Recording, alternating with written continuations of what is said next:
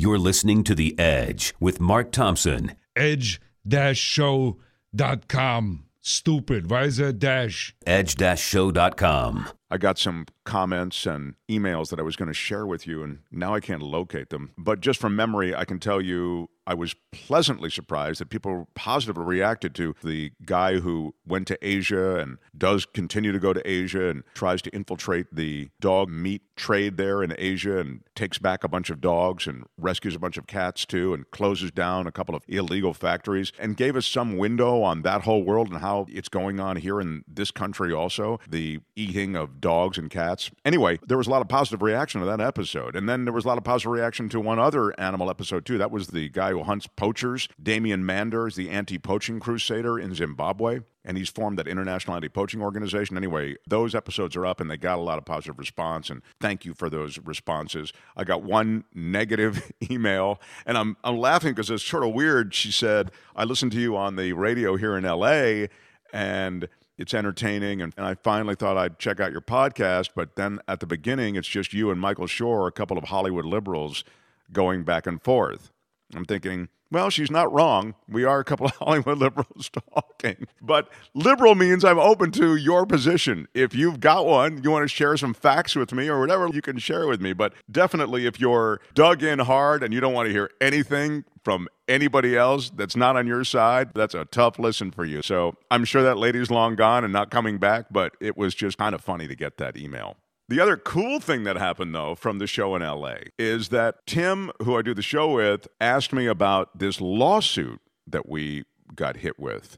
This show got hit with a lawsuit. I mean, what could we possibly have done? Well, we used a photo that we didn't have clearance for, and I didn't decide what photo, and that's not what I do. I've got a separate, guy who handles the website and does the photos. And he's not making much money at all because we don't have a lot of money to pay anybody. But he had made this mistake, and I didn't want to call him out on it. The poor guy's just trying to get by. And so, I'm just dealing with these attorneys on my own. They see that we're on iHeartRadio, and they think, oh, my God, you're on iHeartRadio. You've got all these deep pockets. So they were just immovable. They want tens of thousands of dollars. And they sent these letters. But you know how you can tell you get an email or a letter from an attorney and you can tell it's a form letter because some of the words are wrong, some of the genders are wrong. You know what I'm talking about? So clearly this is a machine, this business of trying to shake people down for this intellectual property money. But let me also say, I'm thinking, well, it is a photographer and she is entitled to some money and we didn't know this and the guy screwed up and now I'm going to have to suck it up and pay it. So I get into the back and forth, and we have to negotiate it down. But it was imagine this podcast, and as you know, if you're a regular listener, I'm always pitching, you can support us this way, click through on our Amazon click through, you can leave us a PayPal contribution on our website. So, we're kind of scraping to get by, and here I am talking to this attorney who wants all this money. So I told the story on the air, and a shorter version of it, and this guy, William, I won't use your last name, William, in case you're listening, out of respect for your privacy. He heard this story, again, an abbreviated version on the radio with Conway, who was the guy I do the show with. And he went to the PayPal link on our website and he sent us $100, which we don't get $100 donation much. Some of you have been, anything you give is great, but $100 is really wow, that's a lot. And he wrote, I've enjoyed your banter on Conway and the quality of the Edge. I just heard about the copyright screw job, and as an author, technical stuff, he says, I sympathize. Thanks for an erudite view of the world. Well spoken. What a nice note and what a hugely generous thing to send us $100. So I want all of you to follow William's lead. There's a PayPal link on our website, edge-show.com. Please help save our show. No, it's fine. Everything's fine. But that really was a great surprise. So thanks again, William. And thanks everybody who supports our show. All right, I will fill you in what's happening in this episode. Let's get started. This is The Edge. The advantage, it means. Hey, look, I just spit on me for no reason. That's horrible. Is there some comfort in uncertainty, do you think? You're a degenerate. Because Australian Shepherds need action. Wow. Yeah. This is The Edge. That's a self-loathing term that I use. Oh, got it.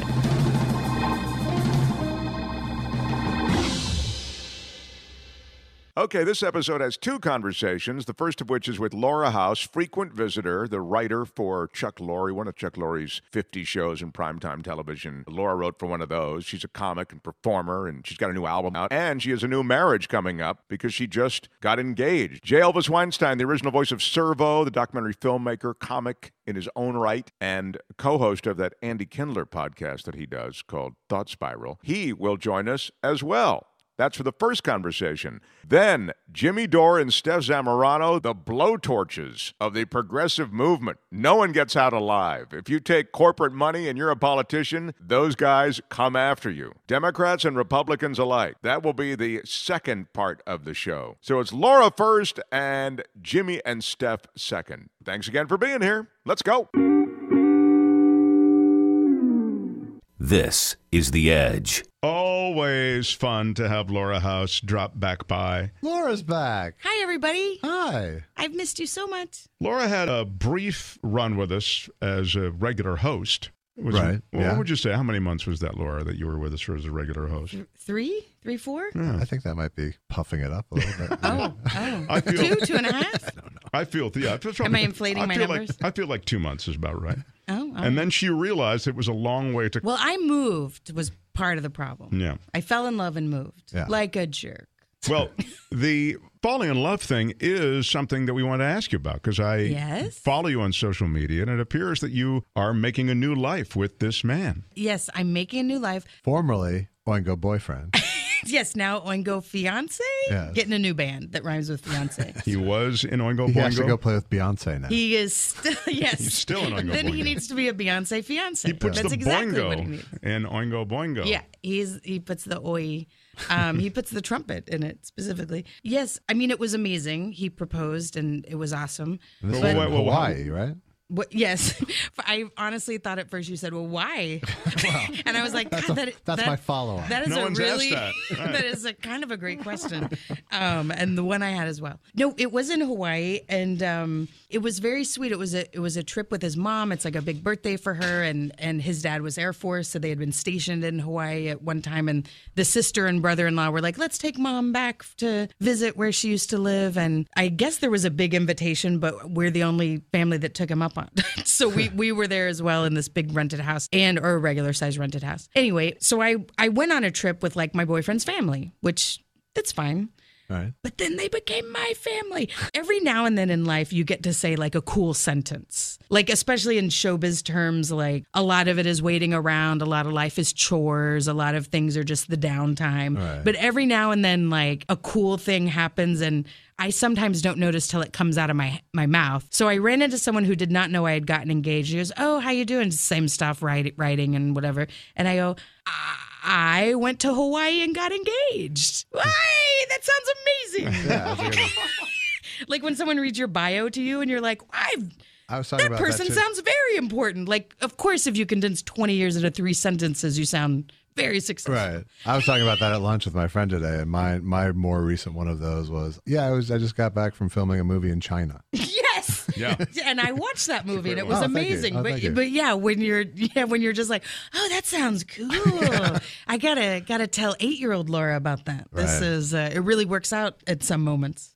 Josh's movie, by the way, is I Need You to Kill, It's so good. which is about comedy in China and following And these murder. comics around the road in China. What? Murder is so big now. It is. No, it was so great. And I didn't understand what it was about because even when you mentioned it to me, you were just, I was some comics and doing stuff in Asian, but it was such a great, like, to how comedy started and burgeoned here, and then a really great comedy club in Minneapolis, and then locking into 3 comics of like, well, the scene is kind of exploding in Asia. Let's send these guys over and see them do like, it was fascinating. I thought it was fascinating about look at American comedy, the stand-up comedy that we love but maybe don't even know, and then like, oh, it's this whole other scene is starting on this other part of the globe, and everybody wants comedy. So like what translates, what doesn't, and how these guys are, comedians inherently can be so cocky on stage and then kind of like off stage, like, oh, I didn't know if that thing would work. And we were so small and insecure. Yeah, and you actually see guys who are working on comedy over there, in addition to the three guys who are clearly really good comics who are coming from the U.S. and to Asia. Yeah. So if you want to see it, it's on iTunes, Amazon, and Google Play. I went Amazon. Nice. Fine choice. And speaking of China, I just completely shanghaied your engagement story. Oh, girl. So you're in Hawaii. Mm-hmm. Now, you talk about how great it was and it is great to go to Hawaii and have this guy who you love propose to you. Sounds great. So on paper. Sure, on paper. Sure, if you think about going to paradise and have someone you love propose to you, if that sounds fun. Did he propose to you in like some kind of, did he have like a plane dragging a sign, or like did he cut out? The big way that people are proposing now is what? Have you seen it? Have you seen this, Freddie? Apparently, to read this head? Wild, weird proposal. Well, apparently the kids are using a avocado. Oh. What? They put the ring in an avocado. The kids are like someone did it on Twitter. Is that just like is that the paleo? I read a BuzzFeed article about it, Josh. That seems like CrossFit gone too far. Yeah. It's a paleo proposal. It's how cavemen did it. It's a low carb engagement. Well, how did he propose to you? Well, I'll tell you. Normally women don't like to talk about how they were proposed to. Oh, is that right? I'll make myself know. People love it. You're being facetious. No, I get it now. I went, I was going on a trip with his family. My only expectation was like to behave. Right. It was just like, don't be a bad house guest. And sometimes, it's like 5 days or something with family. I feel like. Do they have a place down there, or they were renting a place? The sister and brother-in-law rented a place and for mom. And what was nice about it was, well, for one, we were on the North Shore. So it's a windward side of the island, and it's winter, and it turns out kind of cold and stormy. Like, it was a little sort of Hawaii meets Seattle. In some ways, it was this like overcast, sometimes blustery, but then insanely beautiful, sun's up, blue skies, blue water Hawaii. Like, it was kind of a wild situation. If you don't like the weather, wait 10 minutes. And but also on that side of the island, it's not like Honolulu or Waikiki that are sort of built up super touristy. It's a lot of hardcore surfers and local. So anyway, the restaurants, there's not that many like sit down restaurants. It's a lot of food stands and stuff, which is fun. But we ended up eating dinner at the house quite a bit and cooking together and talking together. And so it was a dinner. And we had a nice day to ourselves, and we're enjoying dinner with the family. And then what food item came out with the ring? And it didn't come in any kind of food. The swordfish didn't have a ring in it. No, it didn't. Yeah, but right on the sword. Right on the sword part of the snout. I'm a fish doctor. Anyway, we're talking and laughing, and then he handed his phone to his brother-in-law, and he said, "Here, hold this," and it was pointed at me, and he went to one knee and proposed. He was like, "We're in Hawaii, and I love you, and will you marry me?" And I'm sitting across from his mother, and then his sister is right there, and the brother-in-law, and he had set his phone to record, so I'm being recorded. So and you and the Instagram Live people who are watching. Yes, and also the brother-in-law fantastically had thought, "Oh, I should hit record," which means he turned it off. Oh, yes. So it's like the big buildup, and then it's nothing. And then when he thought he turned it off, just like marriage, he turned it on again. Yes, it's exactly like marriage. Well done. So I have a lot to look forward to. But it was so funny because Brian went to watch it later and then was like, oh. And then you don't want to make the dude feel bad. But and there you go. Everybody, same wardrobe. You same guys, wardrobe. we got it. Back to one. But I said yes. But it was so odd for me. I don't have a family that takes trips together. Like we went to the Alamo when I was 8 or 10, and that's the last time. But you remembered it. Nice. Well done, nice. sir. Yeah, Well boy. You can't stop this guy. I couldn't get a word in edgewise with the other people. But No, good. Oh, I feel him coming at me. So even the idea that I'm with someone who would propose in front, like be on a trip with his family and then also propose in front of, like. It's all just so bizarre to you in a way. It's so different. It's the kind of family I watch in movies right. and on TV or whatever, but I never. So I was very moved by that whole thing. And then also, the proposal itself. Now, did he say anything in the proposal that you can share with us that, like, I want to spend the rest of my life with you, or? No, it lifted my spirit in a way that others stop me when I get warm. Yeah, it went kind of fast. There were no song lyrics. I wasn't the wind beneath his wings. He didn't sing the theme to Arthur. Or which I would have enjoyed. Sure. He didn't. Once in your life you find her. Oh, it's happening. Yeah, and then he's like, no, I want to do the whole song. And then he brought out his trumpet, and then it was you know what? It was exhausting. No, but it was. Does he serenade you with his trumpet occasionally? He does not. I think he knows it's a big, loud horn. Yeah. But anyway, But what was weird is I'm a comedian, I'm a speaker, I don't have a problem with attention. Right. But I felt embarrassed or so, like I have never had that kind of, That's a lot of heat. That's a lot of heat on you in that moment, yes. I didn't even know how to process because being proposed to is very intense and intimate, and I'm with his I was like frozen. I'm not shy at all, but I was like, I couldn't talk for an hour. Like I was like overwhelmed, blown away. Yes, I was overwhelmed and blown away, and all the good neurotransmitters flooding me. And was it full on surprise? Was it something you had been discussing? Surprise. Yeah, because that's how I did it with my wife too. We had moved in together like you had. Oh wow! But did you coach him? Well, I think subliminally. Okay, I've met him twice. Solid guy. Nice guy. Totally reminded me of one of my friends right away. Oh, that's right. What a nice thing to say. And he likes you as well. I've never met someone like I'll definitely Brian. cut this shit out. Go ahead. I've never met where we all go, oh, tell him hi. And to me, when I say that, I just mean, I just want to seem like a nice person. Like I don't care. I don't expect you to say hi. I don't care. They don't care. There's nothing I'm just like, something in my brain goes, it's something a person might say. So I go, oh, tell him I said hi. But Brian goes, will you tell him I said hi? And he means it. So I like that guy. You know what? I would go if I could. Will you please tell them hello for me? Like, I don't even know if I'm downloading this correctly, but he's the most genuine, very sincere guy. Nice guy. And it comes through very quickly. Yeah, it So hasn't been beaten out of him. I'm not surprised he has a family like that. Yes. No, they're and even the way he described his mother, he was like, oh, we've just always gotten along. He seems calm. Yeah. He seems, solid. Well, solid. I like him. I approve. Yeah. Oh, but how did you with your wife? It was a shock to her. I was going to say it was a total shock to her. And speaking of being on the spot, even though it was private when I did it, her first words after I said, "Will you marry me?" were, "Are you serious?" So romantic as hell. Yeah. I couldn't even say that. I was with his family, so I'm like, I don't want to say the weird, like everything was frozen, and I was like, you just say yes. Like, you just have to. And he's on one knee and so I was he really? Wow, that's I was like, yes. And the families, and then I'm like, the performer in me is like, am I supposed to?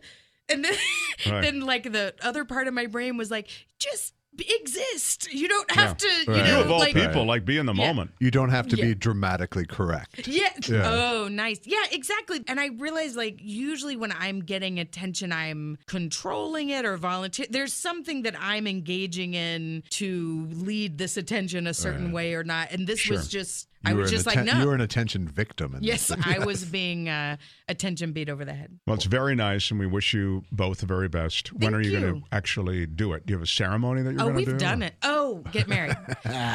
What? Dirty. What? No plan. I'm a good minister, by the way. Okay. I've done like 4. All right. Oh, that's a cool thing. Yeah, Josh could perform the ceremony. I can do from 1 to 100 jokes. Anyway, we is a rate minimum. how funny we want our wedding. Exactly. I've done 2 weddings, but I didn't do. He's done 4. Anything too funny. I think if you want funny, you want Josh. You're not really selling it. No, and sincere. Funny and sincere you want. Oh, okay. If you want a broadcaster, you get Mark. Well, I don't do it as a broadcaster, Josh. You don't have any everything. You don't have any choice. You don't have any choice, Mark. Well, we have. I mean, I do say, ladies and gentlemen, please welcome. Are you ready Today's to marry? Coming to the stage. Oh, well, our bride does have, you have a new album, or what do you have? You have some kind of new project coming. Yes, I have a comedy album that came out March 2nd. It's called Mouth Punch, and I recorded it in Portland, and it's very good.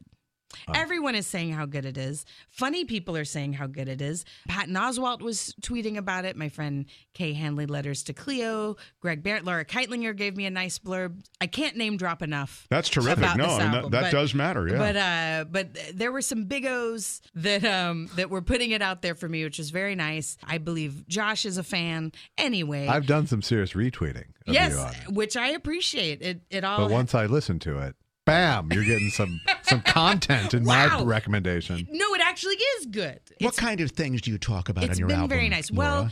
Well, the title Mouth Punch comes from I don't drink anymore because when I do drink, I have to make out with you. And even if people are like, well, like, I'm not attracted to you, or hey, we're at work, I find a way. I will punch you in the mouth with my mouth. And then mouth punch is also, like, to me, comedy is sort of it's my mouth coming and punching into your brain my weird ideas. I have to say that sounds a little Donald Trumpian. Yikes. Yeah. I just have to kiss him. That whole thing. Just got to hit him in the mouth. I mean, you have booze as an excuse. I'm instead of just I guess in a certain way I was claiming predatory behavior.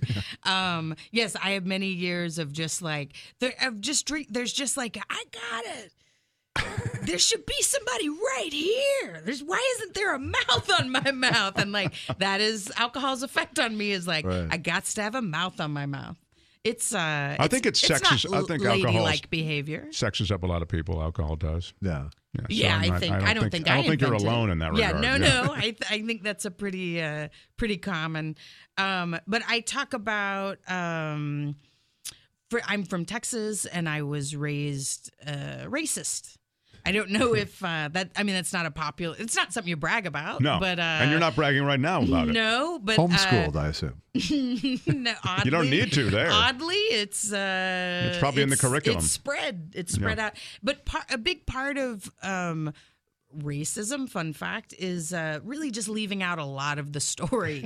So like when I growing up, like we'd see everywhere, the South will rise again, and as a kid you don't really you don't understand the implications of that. You're just like, yeah, the South will rise again, pew pew, like you just want to rise again. Sure. Like you're just a kid, you want to belong and be involved, and that awful thought of like, you don't want everybody to rise again without you. You'd be left. Yeah, you want to be part of the rise. Oh, everybody rose, but not okay. I grew up and went to college, and is that when you discovered, or how long did it take you to realize? Wait a minute. It took way too long, to be honest. I'm embarrassed of how much I had to learn in college. I went to the University of Texas at Austin, which is 50,000 undergrad, and so they do a lot of preemptive orientation to people because the school is bigger than some people's towns they're from, and in some cases, the dorm you live in has a bigger population than the town you're from. So they have to like, hey, there's a lot of different kinds of people. So, but I got to college and I read. Now you all have to know something. There are a lot of different sorts of people here. Gonna have to come up with new words. You gotta understand. Got the good ones and the bad ones, everybody. We're all gonna have to get through together. Turbans and lederhosen, we're gonna call this, because you're gonna see an array of people you might not have run into before. But I talk about like in college I read what I call a real book and was like, oh God, like they never mentioned most of the, like, how about the South will apologize immediately, then lay low for a few hundred years. Let's put that on a bumper sticker. What is that? The South has some splaining to do. So I talk about sort of where I'm from, and then there's a couple of dirty, fun dating experiences. Mm-hmm. Like I had to get, what?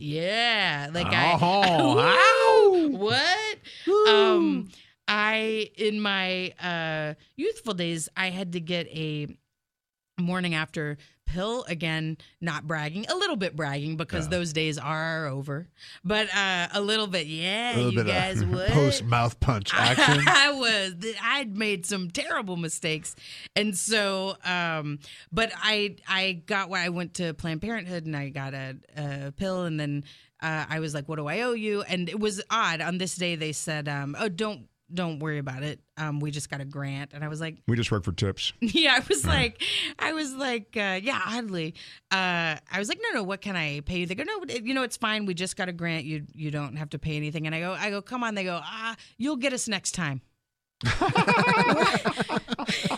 I was like, sometimes you want to go where everybody knows your name, but you don't want that place to be Planned Parenthood. I don't want to be like the norm Yeah, of we can Planned tell. House. What's up? Welcome back. LH. Yeah, exactly. And I talk about how I, true story, met Oprah. And at the end, I teach meditation. I taught the whole audience to meditate, which is a Wow. weird bonus track at the end. Is Oprah a meditator at all or not? Yeah, she's known to meditate. And she also, I worked at Harpo and I had heard this and it was true. She'll pay for you to learn to meditate if that's something you Wow. want to do. Yeah. And every day at work, there was like a little, at 3 or so, there was a place you could go for like a group meditation if For you a light wanted to. bulb moment. Yes, this she knows for sure is that you can go meditate at 3 if you want. On your album, at the end, a bonus track, I'll actually be able to meditate with you and your audience. Yes, I taught the whole Portland audience to meditate, which they thought was weird too, but enjoyed it. I guess that's kind of been my thing of like, I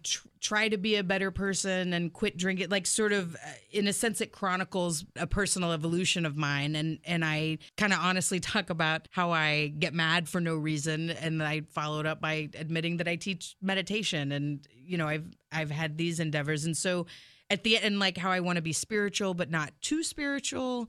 Like I have a friend who, before he eats with me, he'll bless the food. And I'm like, that's too spiritual. So I curse the food. Just some fun. I just want even food. Yeah, you just want to balance it Let's out. just keep it even. Of course. That's too much. And so at the end I was like, do you guys want to learn to meditate? And I led a short sort of meditation, but you get the idea of it. And for anyone who, I guess I like the idea of spreading meditation. Spreaditation, I call it. I don't call it that. But I have never tried this, or I don't think I could do that. And then realizing like, oh, you can actually kind of get some benefit from it and like see that it works even within a few minutes. Yeah, I'll listen with some enthusiasm or anticipation because the time it takes to meditate has always been the thing that has really pushed me away. It takes a long time. I mean, in my view, wake up in the morning, now think for 20 minutes or don't think or, mantra for 20 minutes. And then to be fair, people have taught meditation, maybe even yourself among them, have told me, you don't have to go 20 minutes, go 5 minutes, go 3 minutes. I just can't seem to get there. Don't leave me alone with myself. Well, there is something kind of threatening about it. There is a lot of, I think kind of, it was branded weird. It was sort of branded as like I can make more money if I say this is a mystical thing and you really need to find a pretty special person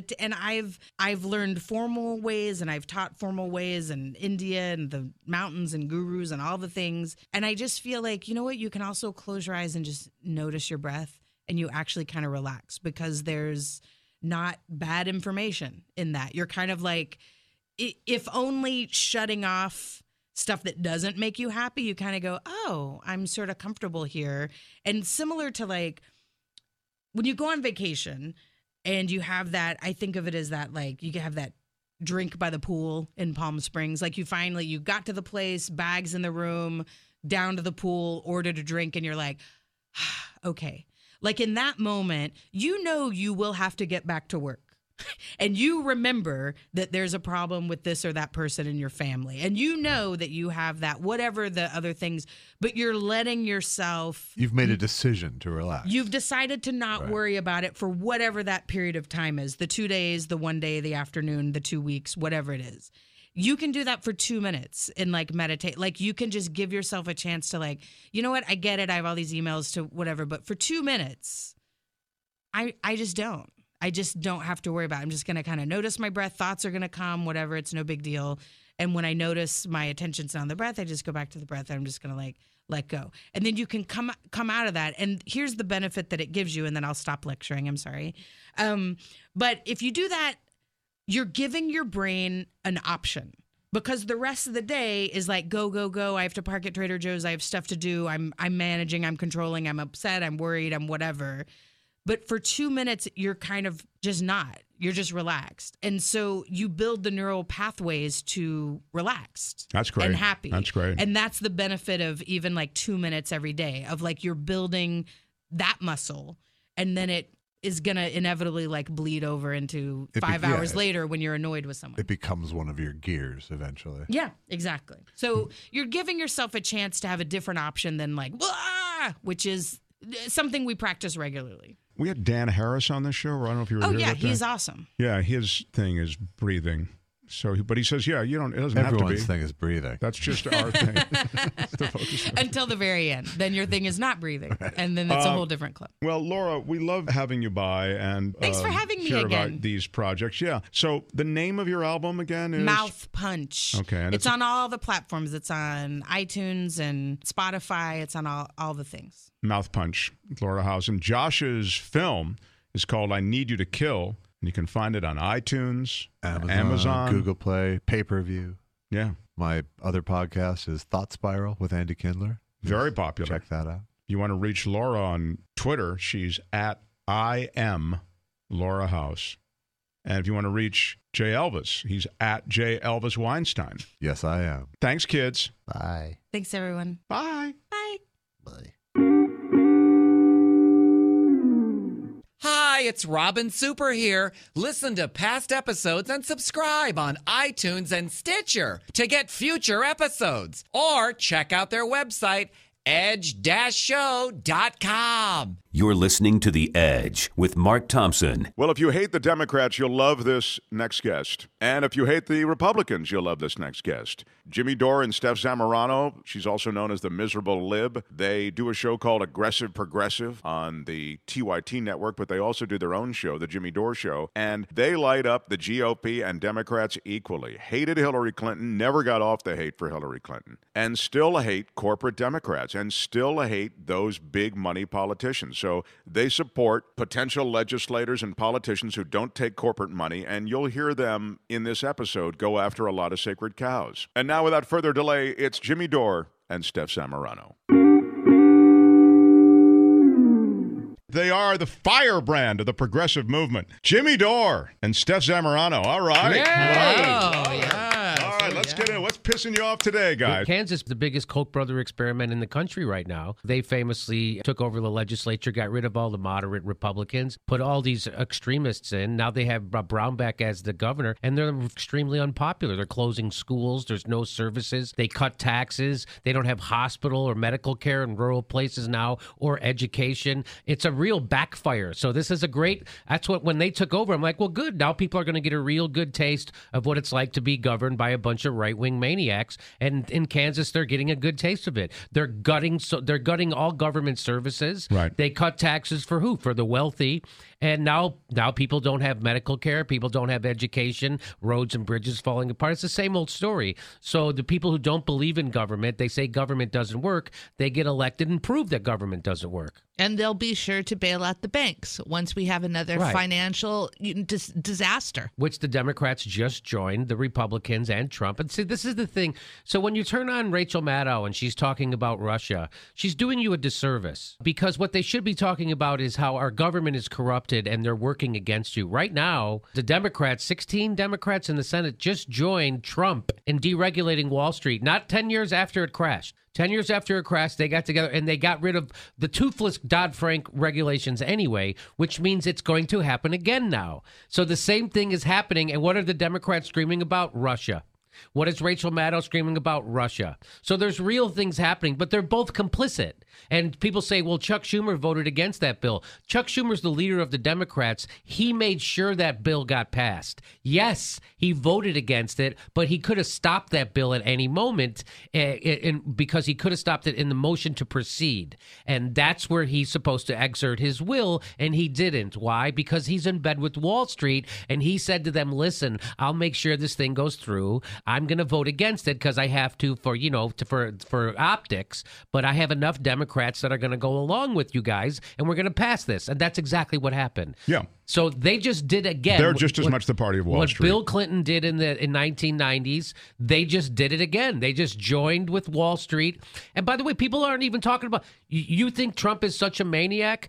then why did you just vote with him to deregulate Wall Street? You think Trump is a maniac? Why did you just give him $80 billion more dollars? So they would go, oh, he's a maniac. He's out of control. He can't be trusted with his finger on the button. But then you, the Democrats, just voted to give him $80 billion and more buttons. That's right. And so you can't say, excuse me, Steph, one more thing I want to say. And you can't say he's a Putin puppet who's a Manchurian candidate working against our country in favor of the people he owes in Russia, and then vote to give him expanded spying powers on his enemies inside the United States. Those two things don't match. You can't say he's a crazy Russian Manchurian candidate, but I want him to spy on everybody in the United States. So what does that tell you, Mark? That tells you that those people are bullshitting.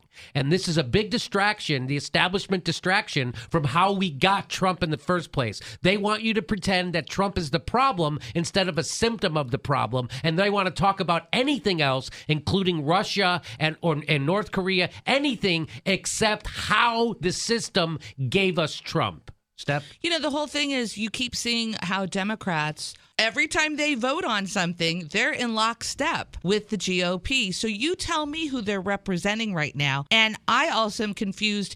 Is Chuck Schumer in an opposing party to Donald Trump? They are on the same page on everything. Based on votes, you're saying? Yes. Yeah. So Chuck Schumer might come out and say something, but when it comes down to voting, he's in lockstep with the GOP. And the Democrats seem to be in lockstep with the GOP, and that is scary to me because nobody's representing my voice. When it comes to Wall Street, certainly that argument can be made. Is there any less of that argument to be made when it comes to the environment? What do you mean? Well, my initial reaction is my governor in the state of California, is he pro-fracking or is he against fracking? Right. I get the impression from everything he's done, he is pro-fracking, which means he is not there to respect my environment or the climate or anything of nature in the state of California. Well, he talks out of both sides of his mouth, right? But his actions indicate certainly that he's pro-fracking. He and other legislators are fighting to block in the courts the lifting of the offshore oil drilling ban that this administration on a federal level wants to now lift, right? They want to say it's okay to drill all over. Yes. And I don't think the state of California the people don't want this. Of course not. But people don't want the restrictions on Wall Street lifted. That went against what polls, I think, polls at like 93%. People, here's the thing. So here's how you know you're living in a banana republic. People don't want war. We get more of it. People want the banks broken up. We get them bigger. People want Medicare for all. We get a right-wing health care plan when the Democrats have complete control of government and a filibuster-proof Senate. That's how you know. So people don't want fracking. This is what people want: free college. We ain't getting it. People want Medicare for all. We ain't getting it. So people. But we are getting more jails. But we are getting more jails, and we are getting more war. And they just decided to give $80 billion extra. So when everyone says, "Oh, Bernie's a maniac and he's such a petulant child because he doesn't understand how things work and he makes big promises like it's a pony." Well, you know, they just decided to give $80 billion, and I keep saying that because it's a big deal. Without any debate, if you wanted to give $80 billion to college kids, we would be talking about it from now until 2050. And there'd be public halls on it, and Anderson Cooper would go with Bernie to West Virginia, and we'd all be talking. And Ted Cruz would debate this guy, and there'd be op-eds in the New York Times, and there'd be panels on CNN for months. Should we do free college, which would cost about $60 billion?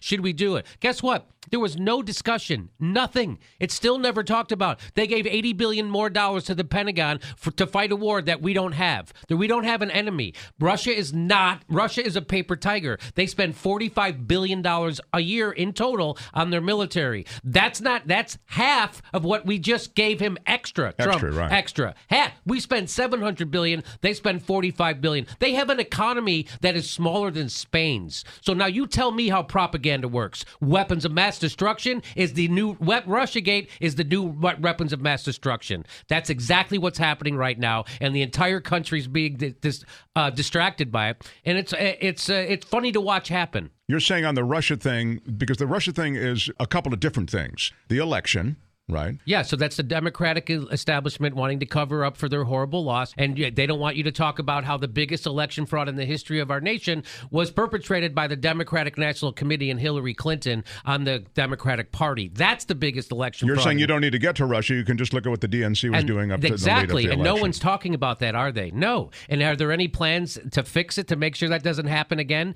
No. And they're not getting rid of superdelegates. They're going to reduce them. So we're going to have a we're not going to have democracy, but whatever. We're just called a Democratic Party. Democracy-ish? So they rig their primary so they can have the only candidate in the whole country who couldn't beat Donald Trump. And then what do? They blame another country. That's exactly what happened. So the reason why people are bankrupt in America isn't because of Russia. The reason why the richest country in the world renders half of its population poor or low income has nothing to do with Russia. The reason why your kids are under a mountain of student debt has nothing to do with Russia. The reason why we're in 8 wars, bankrupting our treasury, has nothing to do with Russia. The people who are influencing our government is Goldman Sachs, Eli Lilly, Halliburton, Exxon. We all know the culprits, okay? That's who's infiltrated our government. We have a complete corporate capture of our government, and everyone wants to and guess who wants you to not talk about it? The establishment. They want us to talk about Russia nonstop. It's amazing. It's really happening, and to see it happen in my lifetime and the fact that the left is doing most of it. They're doing the McCarthy smears right now. I get called a Putin puppet on Twitter every day. They write articles about me completely misrepresenting what I say, and it's all because the corporate Democrats want to get rid of the progressives. Right, and I believe that and accept it. I do also think that there is a Russian meddling in social networks in general. I know that the intelligence agencies apparently all lined up and said they were trying to get Donald Trump in, and maybe they were, maybe they weren't. But the only thing that I do think, having read a bunch about it, is that these trolls do try to create intense divisions. They jump on, but some of the stuff is pretty clunky, and there are these sort of texts, the English is bad and whatever, but they jump on certain things, certain issues like guns, and they try to further divide the discourse. But the thing I wanted to ask you about was clearly Trump, and I really do mean almost literally Trump. I was going to say his administration, but I mean almost literally him and his little cadre of Kushner and, people who are in his family of holdings. There is something going on with Russia. It's a legitimate story. All of what you just said is true. I agree. Russians aren't creating the divides economically. Russians aren't creating the misuse of funds. Russians aren't creating the lifting of bans on oil drilling and Wall Street and all the rest. They didn't make us have the biggest prison population in the world. That's right. In other words, your experience of life in America is not being dictated by anything Russia's doing. Or Russian Twitter trolls. I accept that. At all. And by the way, there are countries who actually brag about interfering in our elections. England would be one of them. Cambridge Analytica, which brags that they've been involved in 40 United States elections, and they've won every one of them. That's from Forbes magazine in December. That's Cambridge Analytica. We're like the number one election meddlers, and aren't we the varsity champions? Yes, we would be the varsity champions of election meddlers. And so when people say, don't you think Russia tried to meddle in our election? Again, it's when you walk into the movie. Russia has been trying to meddle in our elections since forever, just like we've been trying to meddle in everyone else's elections for forever. That's what states do. That's why they have spy agencies. That's why we have the CIA and the NSA. And that's why they have the KGB or whatever they still have. I don't know what they even have anymore. But that's normal. That's what they do normally. And so right now, it's in the Democrat and the establishment's interest to pretend like this is some extraordinary event and we're under attack by Russia. And that's called WMD's propaganda. They made people afraid of Saddam Hussein, a guy who didn't even have a weapon. They had nothing, right? So this is what propaganda is. We went to war in another country and terrorized and murdered hundreds of thousands of people over bullshit propaganda. And you think this is any different than that? It is not. We're using bombs all over the world to influence government regimes. Yes. Our regime is bombing other regimes. That's right. And, the thing with Trump is he's wild card. Nobody knows how to control him exactly. Right. And my final point is this. With Democrats, they lost to Donald Trump. They lost. And I say anybody who's in a position of power or influence in the Democratic Party, you need to be out. Because you lost to Donald Trump. And for anybody to blame Donald Trump's rise to, attribute it to Russian trolls, Right. I am not convinced. I thought I voted for Bernie Sanders because I wanted Medicare for all and free college. But it turns out Russia is very powerful. I thought, isn't it amazing that those Twitter trolls from Russia knew to target Wisconsin and Michigan, yet Hillary Clinton didn't? Isn't that amazing? In the meantime, how much money can Jeff Bezos make? In the meantime, how much money can Jeff Bezos make? Let's talk about Jeff Bezos, because I know you rail against Jeff Bezos, head of Amazon. He's an interesting guy. He's an interesting billionaire. Yeah, he's the richest man in the world, is it? Isn't it $122 billion? And he's not the world. He's the richest man in the history of the universe. Wow. No, Jeff Bezos, there's been no one ever to accumulate as much wealth. Let me just tell you how much wealth he has. So he has $22 billion more than the next richest guy, Bill Gates. Gates. Yeah. Bill Gates. He has $22 billion more than Bill Gates. There are only 40 people in the world who even have $22 billion. So but the difference of his wealth with the next guy, only that $22 billion, only 40 people even have that much. So do you see how rich he is? I'll bet he gets on the plane before everybody else. Is that what you're telling me? He doesn't have, like, I sweat like $39 more to board early. He gets right on. So and he doesn't pay taxes. Amazon did not pay taxes in 2017. Now explain that. That's because of tax incentives. They can pay their executives with stock options. So when they cash in those stock options, Amazon they take that as kind of a loss on their bookkeeping. So they can take that as against their tax. So if they owe $1 billion in taxes and their executives cash in $1 billion in stock options, it's a wash. Now they don't have to pay taxes that year. So what they're basically doing is they figured out a way to pay their executives without having to pay their executives. Guess who pays them? We pay them. Right, because it's so if they don't pay their taxes. Anything that's a tax write-off is something that the American taxpayer so pays. Jeff Bezos, we did some research on this, and if somebody has better numbers, please let me know. $30-some billion a year to end world hunger. That's how much it would cost. $20 billion a year to end homelessness in the United States. Jeff Bezos could do both of those things and still have $60 to $70 billion left over, which you could never spend. It would still make him probably the first or second richest guy in the world. So he could solve world hunger and he can end homelessness in the United States, and yet he doesn't. To me, that is a megalomaniac. That's all that is. You're sitting on $120 billion and you get up in the morning and you don't go, how can I help people? You get up and you go, how can I make some more money today? That's what Jeff Bezos does, which is why he is a megalomaniac. Is he in business with the CIA, Jimmy? Yes, he is in business with the CIA. Now, and does he own a newspaper, too? He owns the newspaper of note, the Washington Post, and he is in bed with the CIA, which starts all our wars. Explain his relationship with the CIA. So he does so all their data that the CIA is collecting on you through their surveillance state, he stores it for them. And they pay him $650 billion a year to do that.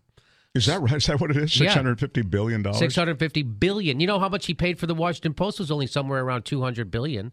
So his deal with the CIA is worth almost. He didn't pay $200 billion for the Washington Post. I'm sorry. $200 million. Right. Okay, I'm getting the B's and M's messed up. Okay. So he has a $650 million deal with the CIA, which is roughly close to 3 times what he paid for the Washington Post, which I think was $200 million he paid for it, or maybe $250.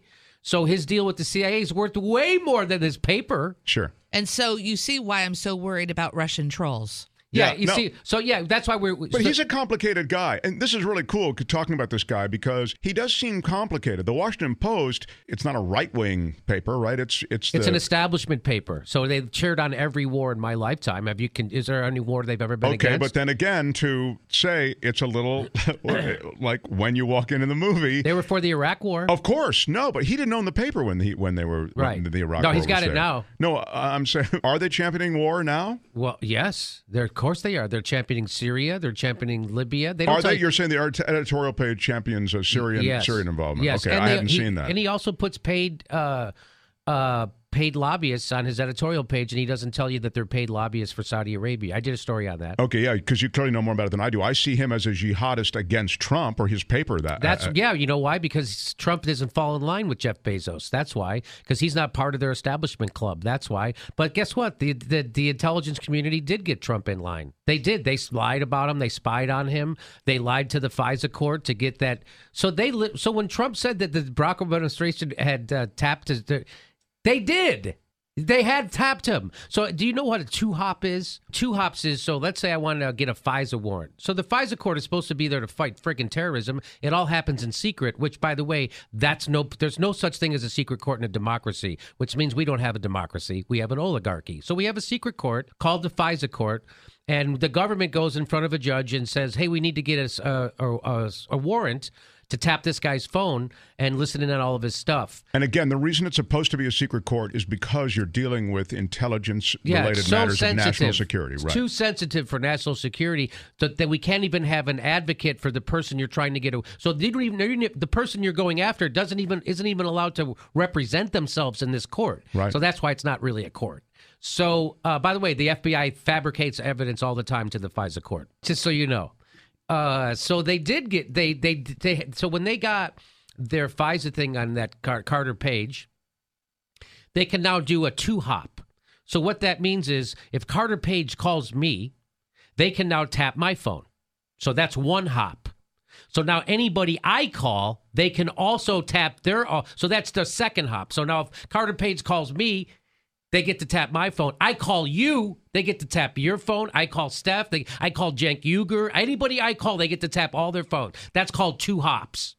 So they have the two-hop rule. So when they got one on Carter Page, they had it for everybody. I see. So let me ask. Carter Page, of course, was shown to have had. He lied about meeting with a Russian, some guy who said he was a Russian spy or something. And Carter Page, that's what they got him on. They said he lied about that. Well, let's just go back to how did this all start? How did we start losing all of our civil liberties? From 9/11. And what did that lead us to do? We're okay with torture now. We're so okay with torture. We're fine with, now it doesn't seem so weird that President Obama wiretapped Donald Trump. What? These things should make everybody's head snap back, and we should all demand that we have due process, and there's democracy, and there's transparency. And that's gone. So this is a real scary time to live right now. To me it is, and to see McCarthyism come back at 100% and come back from the left is unbelievable. And now they're attacking Trump from the right. The lefties attack Trump from the right. What do I mean by that? Do you remember when he was ratcheting it up, saying fire and fury with North Korea? And people are like, he's a madman. Why is he saying these things? He's too dangerous to have him near a nuclear button. Then he says, hey, you know what? I'm going to sit down with this guy, Kim Jong-il, and we're going to, or Kim Jong-un, and we're going to talk détente. We're going to have peace. And Kim Jong-un seems to be open to getting rid of his nuclear program, right? And what do people say? Trump's getting duped. So what's the end game there? He has to start a war with North Korea to prove he's not a dupe? That's what they're doing. They're saying the same thing about Syria. Oh, yeah, they go, oh, yeah, sure, Trump bombed Syria. He bombed an empty landing strip. But so what you're doing is, instead of from the left, you're supposed to be for peace and détente, you're attacking him from the right, saying he's not doing enough war. The same guy you said is a madman who shouldn't be allowed near weapons and bombs and the button, you are now criticizing him from the right. You're attacking him from the right, saying he's got to ramp up war to prove he's not a red. That's what the fucking J. Edgar Hoover did. That's what the fucking right did. That's what McCarthyism is all about. And the fucking left is doing it today at the top of their lungs, and it's going to be to their own chagrin because they are going to be hoisted on their own petard, which it's already happening right now. So when you see news outlets on the left pushing it, by the way, they're not on the left. So the MSNBC is not a lefty news organization, just so you know. They are an establishment pro-war news organization. They are pro-war. Okay, just so you know, if you're against the war, you get fired from MSNBC. Phil Donahue got fired from MSNBC. Ashley Banfield got fired from MSNBC for talking against war. So just so you know, they're not lefty. So when you see a lefty news organization pushing this Russiagate, they always have used threats of communism to shut down the left, and they're doing it. So now Google, in cahoots with the intelligence communities and Facebook, they're now throttling. So if you search imperialism, you used to go to a website at Truthdig or Truthout or Counterpunch or Alternet. Imperialism. Now none of those come up. So now they're de-ranking your importance. So now what they're doing is they are throttling the voices on the left. So now even my show on YouTube, they've changed their algorithm. So now it used to be my show is popular. So if you went to YouTube and let's say you typed in Syria, well, my video would come up because I have a video with 300,000 views on Syria and it's popular. So that's how YouTube would reward you for being popular. They would then show people your stuff when they Googled it for you. Well, now they don't do that. Now, if you go to YouTube and you put in Syria, instead of rewarding independent voices who became popular like mine, what they do is they don't show my video. They show the most recent video on Syria. So they'll show 12 videos of the most recent. And what are the chances that MSNBC, CNN, CBS, they put out videos every 5 seconds? Before, no one watched those videos because no one goes to YouTube to watch establishment news. Now they're throttling shows like mine and they're pushing shows like that. So they're making people watch that. So like if you have autoplay on YouTube, now a CBS news clip will come up or a CNN news clip will come up or an MSNBC instead of my clip or Kyle Kalinski's clip or some other independent news producer. They're doing that. Plus they're also desubscribing people. They're unsubscribing people from channels on independent news like my channel. So I have to tell people every day, make sure you're subscribed. Even if you think you are, you're probably not. And people send me emails every day. Holy cow, Jimmy, I thought you guys were crazy. I just checked. I'm unsubscribed. And then some people will send us emails saying, I've been unsubscribed 4 times from your channel. And guess what? I'm subscribed to CNN's channel, and I never subscribed to their channel. Wow. So that's the way they're... So now, instead of 400 and 500 views on a CNN video, you're seeing 2 and 3 million views on a CNN video, and nobody's going to YouTube to watch that fucking shit on purpose. And they're doing it, and they're deranking our stuff, and so that's how they get rid of our base. They don't notify them when we drop a video. They're supposed to notify our subscribers. They're not notifying them. So they're doing all kinds of stuff like that. And it's not aimed at the left or aimed at the right. It's aimed at anybody with an independent voice that they can't control because they can't control social media and they can't control independent news voices. And they finally figured out how to do it. So now they have Google deranking places like Alternet, Truthdig, Common Dreams. And then they have YouTube doing what they're doing to places like me. And then we have idiots on the left who don't see what's happening, and they also push the Russiagate narrative, which is, again, they will be hoisted on their own petard. As soon as you go against a war on the left, they are going to say you're a Russian bot, and they're going to derank your stuff. Wow, I had no idea that was going. I mean, I knew that they demonetized so many things. And then they also do. I forgot that they also demonetize. So again, there was a school shooting the other day. It was a teacher. A teacher had brought a gun to school and flipped out, barricaded himself in a room, and then started shot the gun when the principal tried to get in the room. So I covered that. It's a news story. And part of the news story was that if you want to give guns to teachers, guess who's going to have guns? Think about the most easily rattled teacher you had. Everyone knows teachers that were out of their minds. They're going to have guns now. So that's why I did that story. They demonetized it. This is not suitable for our advertisers. Why is not doing a news story about a teacher who had a gun in a school? So they don't want you to be able to talk about anything. So if you want to talk about a news story that they think might be controversial, they're going to disincentivize you. So they're not going to pay you for that. And you don't know they're not going to pay you for it until you put it up. And then they demonetize it. I couldn't believe I was being demonetized for it. I'm like, this has nothing to do with Parkland. So, by the way, they won't let you do a video about Parkland if you're an independent. But CNN can do videos. MSNBC can do videos. CBS can do videos. But the Jimmy Dore Show cannot do videos on Parkland. We can do it. They'll demonetize it. By the way, they also took down a video of someone who had a conspiracy theory about the Parkland shooting. And my theory is like, so now you guys are going to decide who's right and who's wrong about active murder investigations? Because that's what they're doing. And that guy might be wrong. But the answer to someone being wrong about a news story isn't censorship. The answer to fucking bad speech is more speech, not less. So that's what's happening. It's really Chris Hedges. I just watched a video of Chris Hedges, who's, by the way, if you don't know who he is, he's a Pulitzer Prize winning war journalist who got fired from the New York Times for telling the truth about the Iraq war. Well, he got fired because he wouldn't promise to stop telling the truth about it. And he said, I'm not going to stop telling the truth about the war. And they said, well, you can't work here anymore. And he knew what that meant. And so now he does a show on RT. And people will tell you that people who do shows on RT are Russian puppets.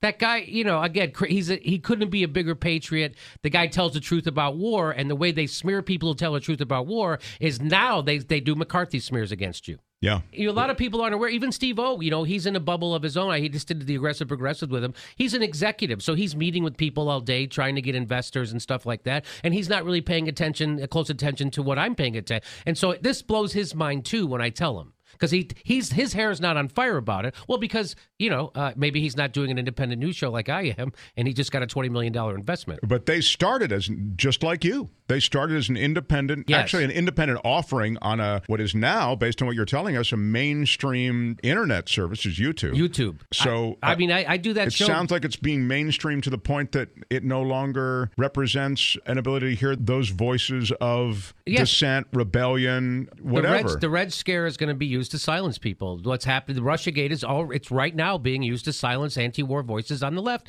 It's happening. I've said it. I talked about this. There was a guy from Mother Jones. I think his name was Shane Bauer. They just kicked off a bunch of right-wingers off Medium, that website Medium. Sure. So they kicked off a bunch of right-wingers, and then, again, censorship always favors the establishment. You might be for censoring those right-wingers now because it's not you. But then, guess who decides what's real news and what's fake news? The establishment. Guess what was fake news? Saddam has weapons of mass destruction. That's fake news. That'll always get on TV. That'll always make the Washington Post. Guess what's not fake news? Your government's lying to you about the war. That'll always be signaled out as fake news, even though it's the truth. So the centers of money. So then some guy from Mother Jones says, "Oh, it's great we got rid of these right wingers off. We censored the right wingers off of Medium. Now we need to do it with people who are crazy on the left and who are anti-Syrian war." That was a senior writer for Mother Jones said that. That's surprising, right? Because Mother Jones usually does dependable stuff. They've done some great investigative stuff, Mother Jones, right? You don't throw them out as have they also turned the corner? Mother Jones has gone. It's unbelievable. I mean, if the CIA didn't take that thing over, they don't need to.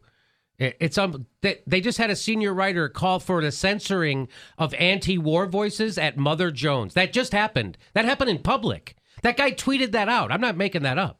So you tell me, is that a false slide, Mark, or is that not a big slide? Is that a big slide? That's a huge slide. I just don't know if that represents what's going on at Mother. I supported Mother Jones. I still support Mother Jones until this very moment. Mother Jones. Clara Jeffrey is the enemy of progressives. She's the editor of Mother Jones, and she's the enemy of progressives. And that's not a hyperbole. She is a Clintonite corporatist warmonger. That's who Clara Jeffrey is. She has smeared the progressives at every turn. It's disgusting what's happened to Mother Jones. It's just like when you watch the Rachel Maddow show. It's like disgusting what's happened to that show. But it turns out she never did have integrity. It was easy to have integrity when your opponents are George Bush.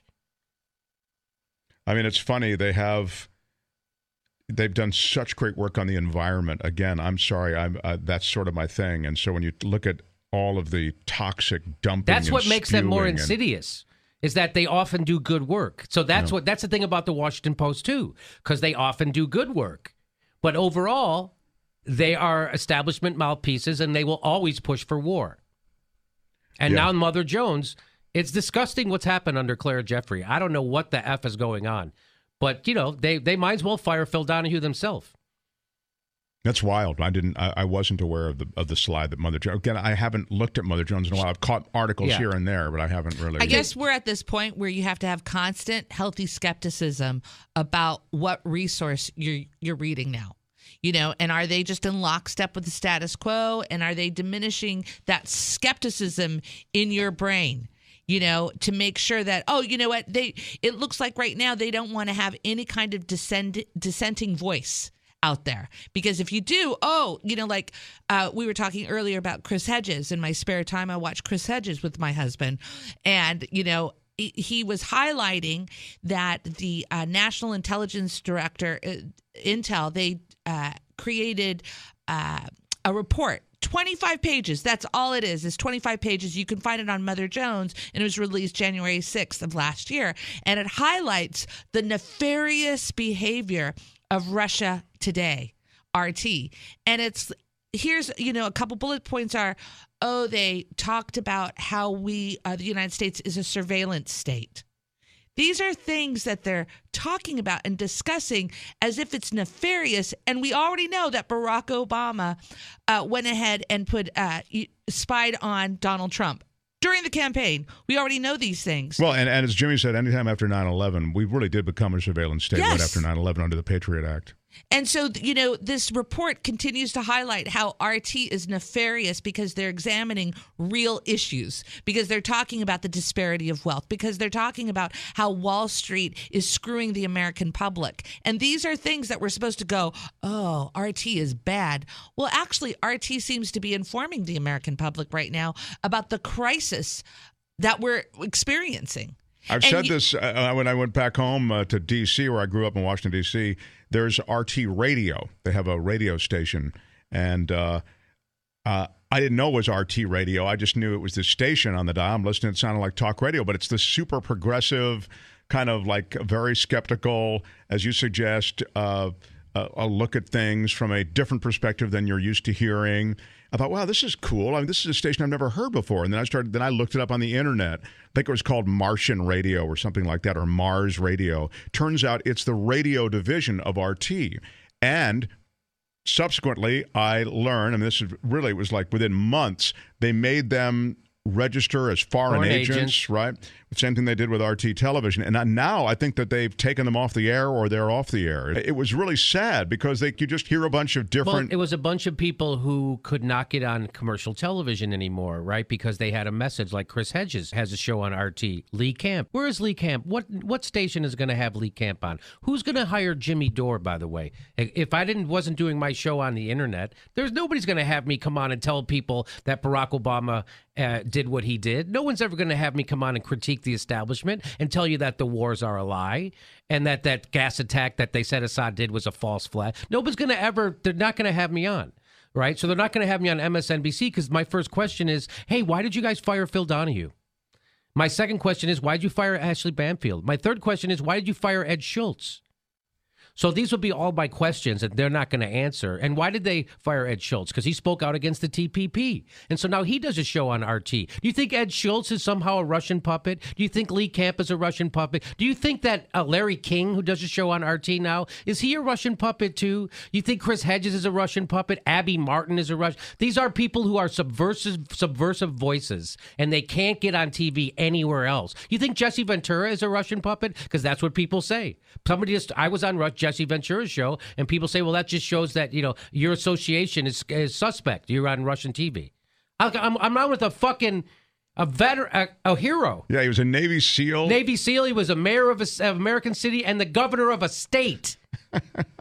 He's a Red. So do you see how propaganda works, right, Mark?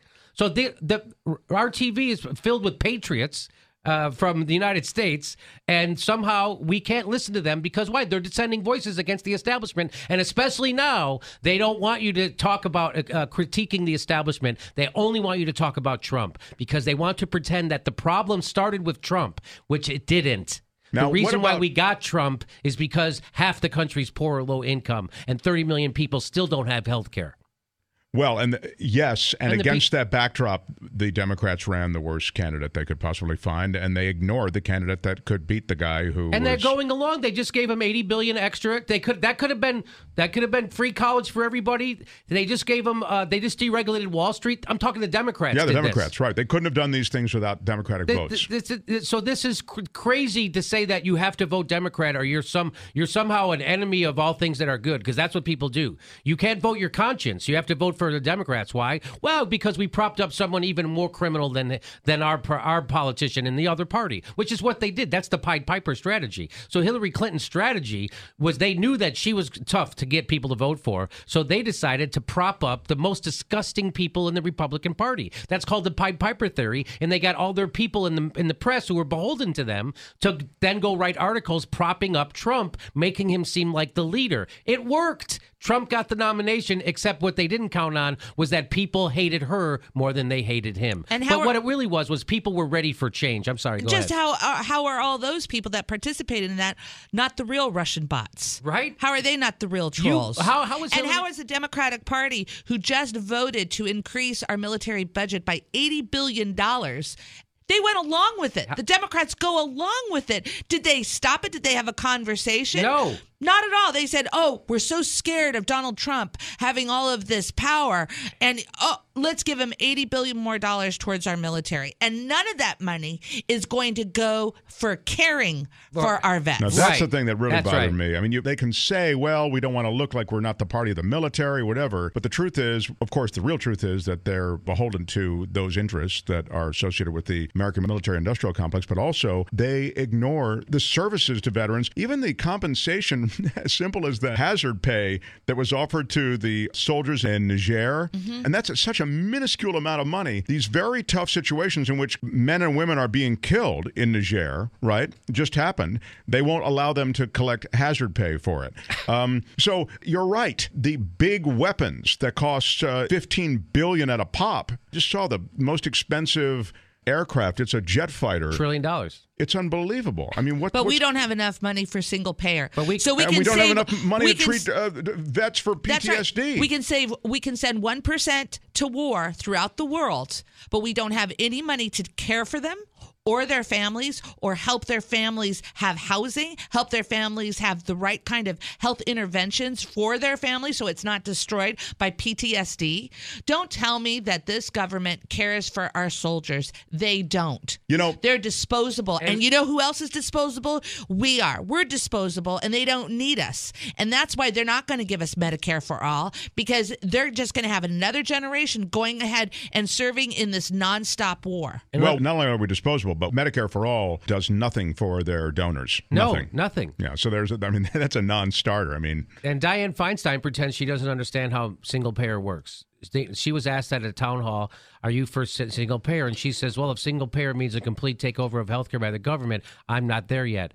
Well, Dianne Feinstein is a bad liar. Right, because I know she knows what it is because all her friends have been on single-payer healthcare for the last 30 years. She's 85 years old. Right. So, or is that the last 20 years? So all of her friends, they've all known what single-payer is. She knows exactly what it is. It is not government control of healthcare. It is government paying the bills to private doctors and private health organizations. That's what single-payer is. It is not the government. It is the government is the payee. That's why it's called single-payer. It's the payer. That's why it's called single-payer. Do you think that this administration, I mean generically, both the executive and this Congress, do you think they can unwind the entitlement programs? That's what they want to do. They're going to try. Well, Barack Obama tried to do that.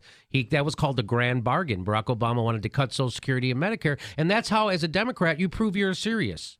You have to cut social programs. That's when you know you're a serious politician. So that's when you know that's propaganda, right? That's the establishment narrative. That's the Chris Matthews MSNBC narrative. You got to be able to be a Republican to show you're serious. And they never met a war they didn't like. Chris Matthews got to throw up his leg when he saw George Bush, go on that aircraft carrier to mission accomplished. So that's who these people are. They're cheerleaders for war. I've been to Afghanistan, and I've done lots of shows for the military. And, lots of those people are good people who just are in desperate situations, and so they end up to join the military, right? And I don't tell them this, but I tell people who haven't joined, if you join the military, you are a sucker because the country doesn't care about you. You're not fighting for the Constitution or liberty or freedom. You're literally fighting to steal natural resources from a poor country and at the behest of a corporation. If you are fighting for our country in another country, you are not fighting for our country. You are fighting for a corporation to steal natural resources from poorer people than you. And I just want to go back to Dianne Feinstein. I don't know if you know this, but she's one of the wealthiest people in government. She's worth $80 million, and her husband is worth $1 billion. Do you really think she's going to represent you and me? Well, Steph, if anybody's going to know how to get this country back into, it's the people who have it good. You know what I mean? That's that's why we need more billionaires running the place. I wonder how many contracts her husband got from Congress. I'm pretty sure several. So I just try to remind people that the same exact people who pushed the Iraq war are now pushing the Russiagate. I'm meaning Robert Mueller. Robert Mueller does not have integrity. He's not a good guy. He's a guy who lies to the FISA court, who pushed the Iraq war, and who he climbed to the head of a spy organization. He's not a good guy, and he's certainly not the friend of the left. That's who Robert Mueller is, and people forget that. The reason the left or the reason the Democrats or the reason the anti-Trumpers, wherever, and it's that, that Venn diagram overlaps a lot, look to Mueller, and you hear so much about Mueller, isn't it because everybody's looking for the gotcha? Everybody's looking for the gotcha verdict. They think that the Russian collusion could be it. No, if that's not it, we've got these indictments of these Russians. They're going to start talking. That's going to be it. There's going to be Trump beholden to Russian banking, which is probably true. That's going to be the gotcha. I suspect none of these things are going to be the gotcha. In other words, the left that wants that, they want the gotcha announcement from the Mueller investigation. I think they're going to be disappointed. I don't think that there is a gotcha on this one. I think it's going to be a lot of this. It's going to be piecemeal. And I might be wrong. No, you're not wrong. So you'll also notice that they've already moved the goalposts. So the original charge was that Trump was a Manchurian candidate and he colluded with the Russians before the election to throw it, and that he was going to owe them favors. Now it is, guess what? Trump did some illegal money laundering for some oligarchs. Yeah, that's totally different than what you said before. That's regular corruption. That's called real estate, by the way. That's real estate, exactly. Yeah. So guess what else? During the election, Trump opened 8 businesses in what Middle Eastern country? Saudi Arabia. During the election, he opened 8 businesses in Saudi Arabia. No one talks about Saudi Arabia's influence in America. Then he turned around and sold them all over $100 billion in arms. So that there's no quid pro quo there, I guess. And then people don't tell you when Flynn, who got caught lying to the FBI about talking to an ambassador from Russia, that's the charge against Flynn, lying to the FBI, which is always the charge. So they don't tell you why he was talking to the ambassador from Russia. Do you know why he was talking to the ambassador from Russia? He was doing that because Benjamin Netanyahu asked them to. Would you please call Russia and ask them to vote a different way at the UN against the sanctions, against the settlements that they were getting ready to come at them over? So he was literally lobbying Russia at the behest of Israel. And nothing to do, that's the story. And they make it out like, oh, look, he's doing the bidding of Russia. No, he's doing the bidding of Israel. So if you want to know who controls our government, it's fucking Israel and Saudi Arabia. It's not Putin. And so that's how you know this is all bullshit, Mark, because if they were really worried about foreign countries manipulating our government, that's what they would be talking about. But they're not talking about that because that's not what this is about. This is about discrediting Trump and distracting people. And I'm not a fan of Trump. People always say, well, why are you defending Trump? I'm not defending Trump. I depose him just as hard as anybody, but I'm not going to let him steal my critical thinking skills. I'm not going to turn into Sean Hannity when Sean Hannity would say any crazy thing that came in his brain when Barack Obama was president. I'm not going to start screaming Benghazi, which is what the left is doing now. That's correct. But again, and they're screaming Benghazi because it works. If we scream it loud enough, we get enough hearings, we get enough hue and cry, we can take back power. So they're just trying to ride out the clock. The Democrats right now are trying to ride out the clock to the midterms because they figure they're going to have a blue wave election like they had in 2006. You know how it works. Off-year elections, when there's not a presidential election, the party in power usually takes a beating at the polls, like Barack Obama did in 2010. So that's going to happen again. But it's not going to be as big as the Democrats think it's going to be.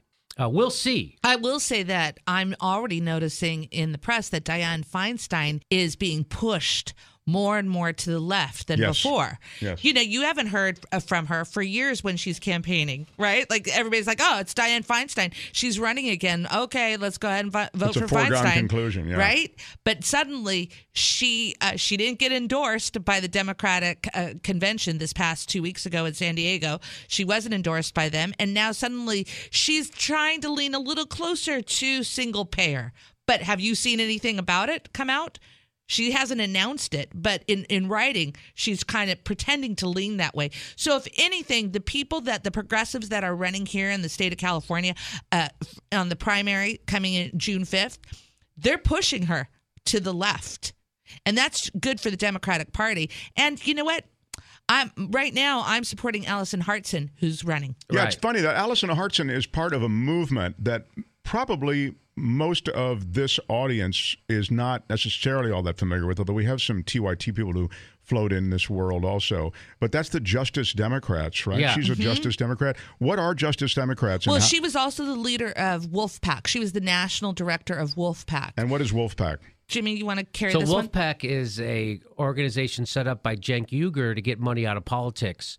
And so what they do is they go around, their big idea is to get a constitutional convention around the idea of getting money out of politics. To really get a constitutional amendment. So you have to call a convention to do that. And so you have to get your state legislatures. You have to get I think 35 states to agree to it. So they've been working on that. They think they have 4 or 5 states already that have signed on. And that's a big deal to get states to do that. Sure. California is one of them. California is one of them. They got Republican states. They had, I think they got, in the Northeast, they got a Republican state was like the first one they got. All Americans want it, virtually. So it polls incredibly everybody high. wants it. So, but it just goes to show Money you out of politics, we live in an oligarchy because what we want doesn't have any reflection in the kind of legislation that gets passed. By the way, they proved that. I think it was Princeton did a study where the bottom 80% of wage earners in America, their desires for legislation had no correlation to legislation being enacted, but the upper 10%, it was almost perfect. Like if 20% of the people wanted something in the upper 10% of the bracket, 20% of the time that legislation got passed. If 50% of the people wanted something who was in the upper, 50% of the time it got passed. Now, the bottom 80% of income earners, no matter what, if 100% of them wanted something, nothing. Remember, 80% of the people wanted a public option in 2009. We didn't get it. And Dianne Feinstein she doesn't want to give it to us. Right. She doesn't want, her corporate donors don't want us to have it. And so, here's a woman who's been in politics for over 50 years. And, it's like everybody has been admonished who wants to run against her. What are you doing? Wait your turn. How many more years do we have to wait in the state of California before we finally get a real progressive to represent us? And so in Allison California. is that. Yes. And she's not taking corporate money. No, she's not taking corporate money. She is pro single payer. She is pro Fight for 15 and more. She's pro free college tuition. So go to AllisonHartson.com and check out where she stands on these issues that affect all of us. Yeah, I feel like that's the righteous fight right now, Well, I don't mind someone who has a different political point of view. I don't mind conservatives. I don't mind a small government conservative who wants to lower tax. If he's honest, if he presents himself because he truly believes it. What I hate is that people who know better then get paid by their donors to advocate for something else, like Dianne Feinstein. She knows single payer is the better way to go. So does Nancy Pelosi. But they won't advocate for it because their donors tell them not to. Your shows, your live shows that you guys do, are sold out. Are unbelievable. People come from all over the country. You got to check out the After Dark one. That clip's hilarious. We have so many clips out there right now. Isn't it called the After Dark? Jimmy Dore Show After Dark? Is that what it is? It's just me being drunk doing dirty jokes. Oh, that's funny though. That's funny. You're a firebrand. You come on this show and you're already on your jihad about whatever, and it's great. I mean, but it would actually be funny to hear you just kind of drunk doing your thing because you are so funny, Jimmy. I found you, as you know, back on KPFK. I just heard this guy Jimmy Dore, and I said, "Wow, I really like this guy. I really listened to him. I religiously would tune into the show." And then I met you at Feldman Show. And I go, "Wow, that's Jimmy Dore. I mean, he's this guy that I listen to." And then on Current, you came on and you were doing what you do here so well, what you do on your show so well. And I was hosting for Jank and not realizing, I remember that I could really let it fly as much. I bring a certain neutrality to everything because I come out of that world of neutrality, You get rewarded for neutrality in that world, but you get rewarded for having opinions in the internet world. Yeah, it's very, very true. And it's hard for me. The Turks is the one place I now feel like, wow, you can really just let it rip, you know? Except you can't swear. No, you can't swear. Well, I come from a world where you couldn't swear, so it's not much of a give. But for Brother Dore, that's very hard. I'm a big swearer. But sometimes the situation needs a swear, to be fair to you. But anyway, now that I've gotten to know you and I consider you like such a close friend, you are more than just that guy screaming and angry. I got to tell you, the live shows, when we did our Portland show, we stepped out on stage. It was such a huge emotional feeling. Our audience, the people that come and support this show, they're in it. You're like at a huge party. And the love is unbelievable. Now you understand what Trump supporters feel when they see Donald Trump take the stage, Steph. They get that same rush. Yes, they do. And he gets that same rush, and that's why he's out there every weekend. I did stand-up comedy, so I was a national headliner for probably 20 years, and I did a couple Comedy Central specials. I had one on Hulu, and I always was very diligent about putting together those specials, and I'm really proud of them, and they're funny, right? So my focus was always about making them funny, but when I do a live Jimmy Dore show, there is a certain power. I don't know why. Maybe it's because I'm talking about things that are happening that week or that moment. I don't know what it is, but there is a power to the shows that I never experienced as a stand-up. Yeah, you feel like you're making a difference, probably. A big difference. As a stand-up, every word is crafted, and even though it doesn't look like it, and that's the trick, right? So people don't see the work, right? It just looks like you're talking. But at this, when I'm doing a live Jimmy Dore show, I'm speaking more extemporaneously. I'm ranting more. And as a stand-up, I was always discouraged from being angry on stage. Like, you don't want to turn off your audience. And Steph would tell me that when I go on stage, you look like you're from privilege. You can't be angry at people. Nobody wants to hear it from a guy who looks like you, who looks like he's from privilege, right? So I would always go, because Bill Hicks was my favorite comic. I wanted to be like him, but I couldn't be like him, So I had to do my own thing. And my own thing was to pretend I was dumber than I was and come at it that way. And it works like a charm, by the way. It works like a charm. But it doesn't give me the oomph that I feel when I do this stuff, right? And Steph would always tell me in my stand-up, she goes, you got to rant in your stand-up act. I'm like, I don't think people want to hear me yell. Yes, they do. Come on. And so as soon as I started doing my YouTube show, even when I did my radio show for years, I would also keep it tight and well-written and overproduced, right? It was really produced and tight. And so I didn't do any extemporaneous ranting or yelling. If I wanted to make a point, I wrote a joke for it.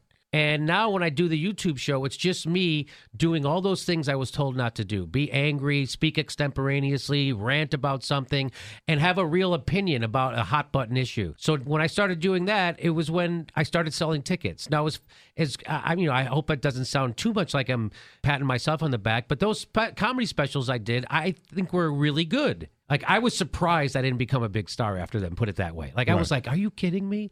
That didn't make me a star? That's fucking... So, but it turns out this is the thing that helped me start selling tickets. All of a sudden I do this, people connect with me because the side of me that I'd always hidden, that's the part people wanted to see. They get a vicarious thrill or a release, right? So they get kind of a release watching me. I remind them when I'm angry on my show or I go on a rant, what people tell me is, you make me feel sane. And I didn't know what they meant at first for the first couple of months, but now I figure out what that means is that I am expressing outwardly what they feel inwardly, and they're looking around and no one else seems to feel like they do, and so they think they're crazy. That's like, right. Why isn't everyone upset about this like I am? And then they see me and I am, and they go, okay, I'm not crazy. We're supposed to be this upset, except everybody else is distracted with Russia or whatever their life, and they're not. We're supposed to feel like this. And so that's the thing that turned into, now I'm playing theaters everywhere I go, and it's sold out before I get there. And it's the greatest thing in the world. And it's when I decide, it's that thing they tell you, just be yourself. And as soon as I decided to just be myself is when all this happened. I also think, though, that you're leading a movement, or you're part of a movement, might be a better way to put it. And that's part of the excitement you're talking about. You're part of a movement. It's not just a bunch of people yelling, Jimmy, Jimmy. They're yelling Jimmy if they're yelling it because they want to hear what you have to say about what's going on, as opposed to, oh, I hope he does that bit about the Catholic Church, and you know what I mean? You know what I'm saying? Yes, I do know what you're saying. Exactly. I think being part of a movement is an exciting thing. So, and additionally, something that we didn't ever really expect by producing this show live was, now we're having guests like Ro Khanna. Mm-hmm. Who's a congressman from the Silicon Valley. That and then we'll have people that are running for office that will come to these shows and start talking to us about their platforms and what they believe in, and that they're in lockstep with the people that they want to represent. Right now it seems discouraging because nobody wants a dissenting voice. But when we do with these live shows, it's off the chart. because we're finally in a room together having a shared experience talking about real stuff. And it can be very discouraging when you go to a comedy club and there's no grit. There's nothing of import to the comedy. I don't know what year I'm in because all they're talking about, I don't know, about mustaches and jeans and whatever. But it's like, it's fun and it's satisfying to be able to be a part of a show that's talking about real issues. Yeah. And you know what? I guess the last thing I wanted to say was we're in a particularly unique situation because we talk about current events and social issues, but we're comics. And so, there's this irreverence that we have when we're together. And the shows are funny. Mm-hmm. I mean, that's what's great. And nobody's doing what we're doing. You guys bring all this media with you, and so there's you're watching stuff that just happened on MSNBC or CNN or whatever that week, and then you guys talk about it. And the way you talk about it and your take on things is funny as well as. I mean, I caught the last 30 minutes of a show, and then you wait for these guys. By the way, this is something you wait for. Like, I'll go to the bar and have a drink. And it's 45 minutes of them taking pictures and signing autographs. It's unbelievable. And there's it's crazy. Great. So it's really unexpected. I remember after a show, I think the show you were at, this young girl, when I say young, I don't know, 18, 20 years old. And she was with her sister and her father, and she came up and she had tears in her eyes. And she said, I just want to thank you for telling the truth about Iran, because she's from Iran. And no one else tells you the truth about Iran. And what was the truth about Iran? Well, that just how they got to where they are, because the United States overthrew their democratically elected government, installed a puppet called the Shah, which was unbelievably oppressive. And so that created a backlash, which is how we got the Ayatollah Khomeini. Right. So people don't understand how that happened. That's not something that is talked about? No, that the United States created this situation in Iran? Oh, no. Wow. It's Iran is just the... Yeah, and so we did that to Iran. But that was the only thing that we did that was bad, right? That was the only thing. Okay. And then here we are we did it to Iraq, and we did it to Libya. We're trying to do it to Syria. Who aren't we trying to overthrow? We did it to Afghanistan. When we did it to Iran, though, they had an elected... So Mossadegh was elected. Right. I mean, he was democratically elected. We did it to Iraq. Saddam Hussein was not elected. That's where that parallel probably goes the other way. Okay, but, yeah. But your point's well taken on Iraq nonetheless. I mean, that we like to overthrow governments, whether they're democratically elected or not.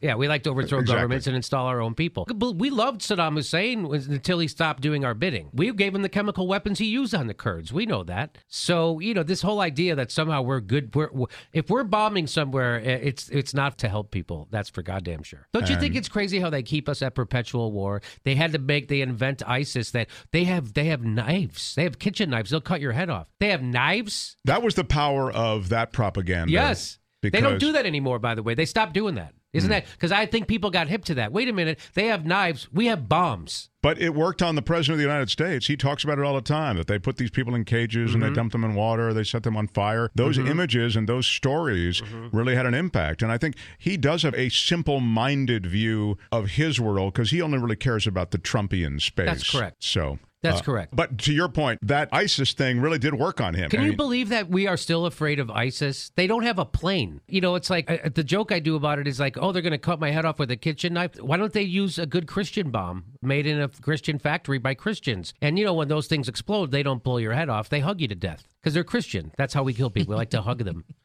Death is death. Is the point. Yeah, we have a bomb that blows your head off. They have a kitchen knife, cuts your head off. What's the difference? We're all murderers. And the reason why they're using a kitchen knife, guess what? It's because they don't have a friggin' Tomahawk missile. That's why they're using the kitchen knife, jagoff. What the F is wrong with people? Yeah, it's all propaganda, and that's exactly what they want. Just like Osama bin Laden, he was hoping the United States would overreach, and in the reaction to 9/11, holy shit, he couldn't have dreamt this in his wildest dreams, this overreaction. We're still in Afghanistan, while 30 million people don't have health care in America. We've been there for frickin' 17 years. I remember when the Russians were there, and I thought to myself, wow, 10. That is just, crazy. They don't know how to let go. They got a death grip on Afghanistan. I remember thinking of this, and we were back in as the U.S., the Mujahideen or whatever, but I never thought that we would make the Russians look like short-timers. Right? They look like sane people in comparison to us. And don't forget, Russia's economy is smaller than Spain's. They spend $45 billion a year on their military. They're a paper tiger. So to be afraid of Russia is to fall for WMD propaganda. If Bernie Sanders doesn't run in the general election, that's still a couple of years away. Is there anybody who you could see supporting? I could see supporting someone like Tulsi Gabbard. I could see supporting someone like Ro Khanna. I could see anybody who doesn't. I would support Nina Turner. Nina Turner. Big time. So I would support anybody who's an authentic individual who doesn't take corporate cash and is going to implement policies that they think are actually going to help people. So that's who I'm going to give my vote for. And you're supposed to vote your conscience. Can the country embrace those candidates, or can there be enough political momentum behind any of the people you just mentioned? Well, Bernie's the most popular candidate in the country. And the reason why Tulsi Gabbard isn't more popular is because the corporate media smears her because she's anti-war. Or put it this way. And she's a veteran. She tells the truth about war. She's a veteran. She tells the truth about war. And she actually introduced a bill called Stop Arming Terrorists Act Now. That was the name of her bill. Stop Arming Terrorists Now Act. That was it. And what is she saying? We're arming terrorists. We have to stop doing that, which is what we're doing in Syria. And did she just introduce another bill about paper ballots? And she introduced another bill to have a paper. If you're really concerned about our elections being hacked, then you would pass this bill, which guarantees a paper trail for everyone's vote. And if you don't pass this bill, then I know it's propaganda when you say you're worried about the integrity of our elections. So that's real easy ways to tell. Right? If you're worried about foreign intervention in our elections, you'd be worried about Israel and Saudi Arabia, but you're not, so you're not really worried. You're just using this conveniently as a way to attack Trump and can distract people from analyzing the system that gave us Trump. And so that's real easy. I mean, if they really cared about foreign intervention, Flynn was contacting the Russians at the behest of Israel. But you know what? In the future, I'm just wondering if we'll ever be lucky enough to have another Kennedy in office or another Bush or another Clinton. Because that's all they're going to be feeding us perpetually for the next 20 years. Seem as though the political factory turns out those people, those families, right?